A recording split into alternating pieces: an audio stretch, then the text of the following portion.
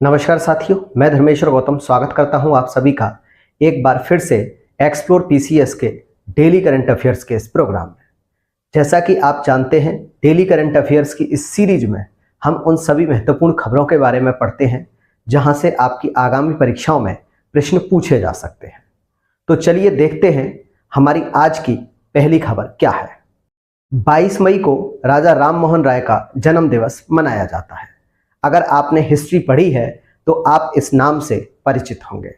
राजा राम मोहन राय, जिनका जन्म 1772 में बंगाल के राधानगर में एक ब्राह्मण परिवार के अंदर हुआ था।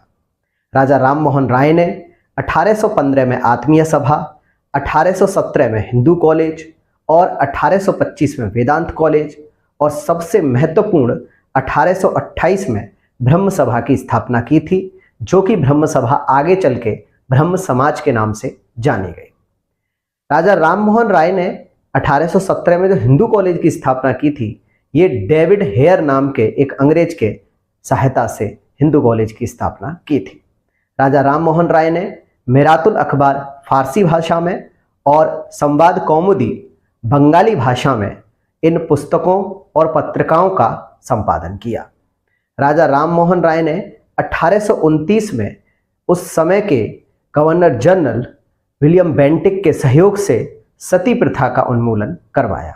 जैसा कि आप जानते हैं, उस समय भारत में सती प्रथा, जो कि एक कुप्रथा थी जिसमें पति के मरने के बाद उसकी पत्नी को जिंदा चिता पर जला दिया जाता था, काफी प्रयासों के बावजूद विलियम बेंटिक से प्रयास करके राजा राम मोहन राय ने सती प्रथा का उन्मूलन करवाया। सती प्रथा का उन्मूलन राजा राम मोहन राय के पूरे जीवन के सबसे महत्वपूर्ण उपलब्धियों में से एक मानी जाती है। 1830 में राजा राम मोहन राय को अकबर द्वितीय के द्वारा राजा की उपाधि प्रदान की गई थी। 1833 में इंग्लैंड के ब्रिस्टल में राजा राम मोहन राय की मेनिंजाइटिस नामक रोग के कारण मृत्यु हो गई थी।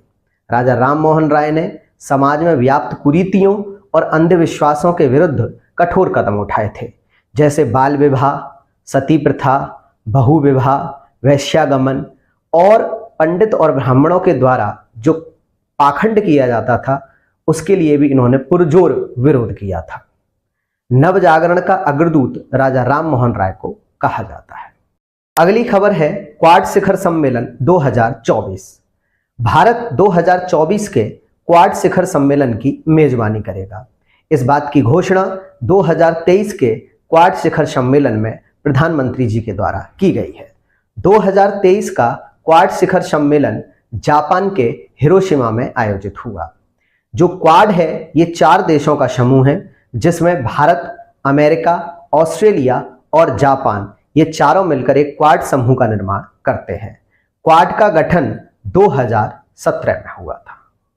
अंतर्राष्ट्रीय जैव विविधता दिवस, यह दिवस 22 मई को हर साल मनाया जाता है।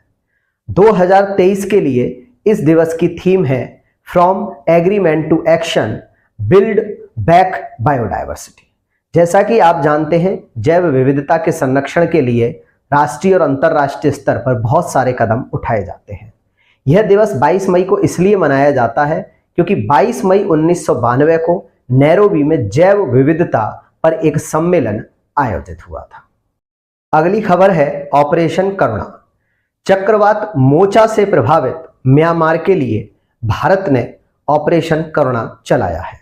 अभी हाल ही में म्यांमार में एक बहुत ही भयंकर चक्रवात ने म्यांमार के निवासियों के लिए जान माल की हानि पहुंचाई है।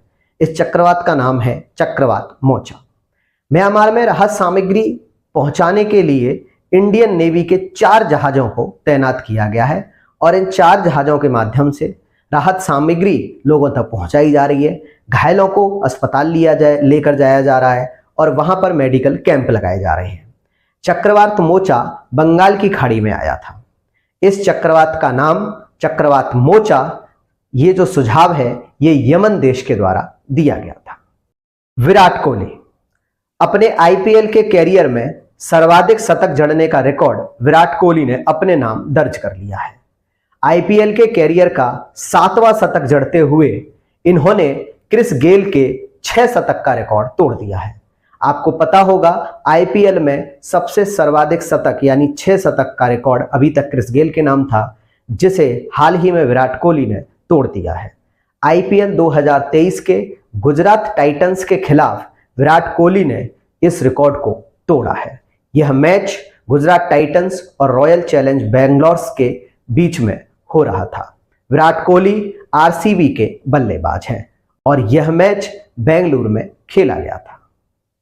प्रधानमंत्री नरेंद्र मोदी को फिजी के सर्वोच्च सम्मान से सम्मानित किया गया है।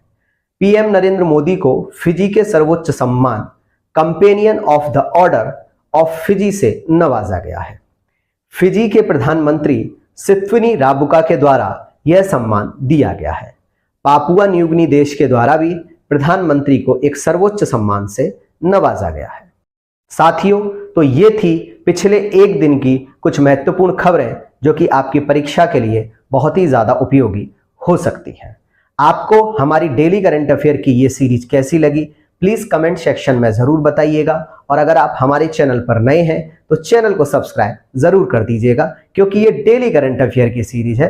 तो आपके लिए डेली सुबह 11 बजे यह डेली करंट अफेयर की सीरीज आती है, जिसका नोटिफिकेशन आपको सब्सक्राइब करने के तुरंत बाद मोबाइल पर दिख जाएगा और आपकी ये क्लास मिस नहीं होगी। तब तक के लिए साथियों, जय हिंद, वंदे मातरम।